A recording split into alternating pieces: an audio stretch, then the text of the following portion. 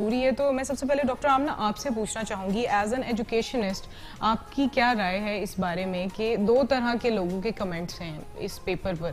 कुछ कह रहे हैं कि क्रिटिकल थिंकिंग के लिए ऐसे सवाल होना ज़रूरी है, लेकिन दूसरी तरफ हमारा जो एक माशरा है, हमारे कल्चर नॉर्म्स हैं, उसकी बिल्कुल मुतजाद एक ये पेपर है जिसको हम बिल्कुल भी अच्छा नहीं कह सकते, या हम तो इन टॉपिक्स को डिस्कस भी नहीं करना पसंद करते। तो आपकी क्या राय है कि what is your take on this? जी, एक तो first of all thank you so much for having me here. देखिए, क्रिटिकल थिंकिंग का जहाँ तक ताल्लुक है, एक मिसकंसेप्शन है कि critical thinking is all about shocking people. It is not. Critical thinking जब हम देखते हैं तो इसका मतलब ये होता है कि एक कॉन्सेप्ट को हम डिफरेंट पर्सपेक्टिव से एनालाइज कर सकें, दूसरे लोगों की ओपिनियंस को समझ सकें, मल्टीपल पर्सपेक्टिव्स, मल्टीपल परसेप्शंस, इनको दिमाग में रखते हुए हम लॉजिकली सोचें, राइट?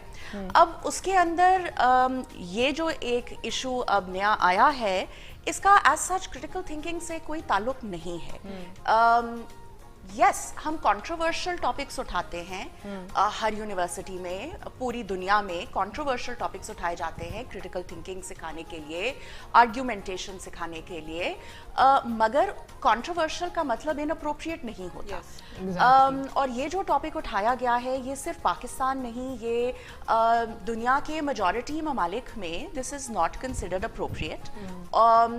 सो इसको ये कहना कि जी ये क्रिटिकल थिंकिंग का एक टूल है इसलिए इसको उठाया गया है, थोड़ा सा यहाँ पे मैं डेफिनेटली डिसएग्री करूंगी। I have been teaching critical thinking for over 24-25 years now, and हाँ, डिबेटेबल टॉपिक्स उठाते हैं, मगर आप एक सोसाइटी, एक कल्चर, उसके डायनामिक्स को दिमाग में रख के चीज़ों को पिकअप करते हैं।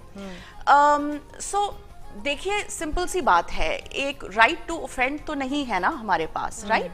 एंड हम अगर इसका स्पेसिफिक कॉन्टेक्स्ट जब देखते हैं तो ये हमारी जनरेशन जी के लिए एक ये बेसिकली हमारी ऑडियंस इस वक्त जनरेशन जी है।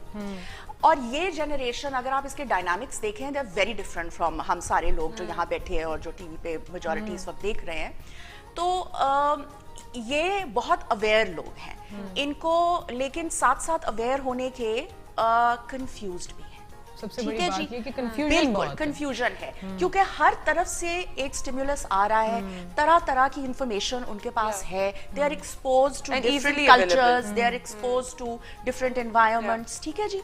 सो उसकी वजह से ये होता है कि कंफ्यूजन हो जाती है, और जब वो कंफ्यूजन है और आप उनको गाइड करने के बजाय, एक पाथ देने के बजाय कि जहाँ पे उनकी कंफ्यूजन को आप एड्रेस करें, सेटल करें, आप कंफ्यूजन और बढ़ा रहे हैं। ऐसी चीजें उनके साथ एक एग्जाम पेपर में या कहीं डिस्कस करके, तो आप उनको आई फील के ये तो पाथ पे हेल्प करने के बजाय आप डिरेल कर रहे हैं, बिल्कुल, right? So specially for this generation it is very important कि जब हम उनको यूनिवर्सिटीज में, कॉलेजेस में, स्कूल्स में, इवन घर में, क्योंकि वो इतने उनका एक्सपोजर है, तो इसलिए हमें जरा थोड़ा सोच के गाइडेंस प्रोवाइड करनी है, और हमें एनालाइज करना है कि क्या चीज अप्रोप्रिएट है, इनअप्रोप्रिएट है, स्पेशली यूनिवर्सिटी लेवल पे। Right, no, I absolutely agree with doctor Amna. उन्होंने सही कहा है कि ठीक है, हमारे यहाँ जनरेशन गैप जरूर आ जाता है, बट देन अगेन आप अपनी वैल्यूज, अपनी जो बेस है, फाउंडेशन है, आप उसको नहीं भूल सकते। एंड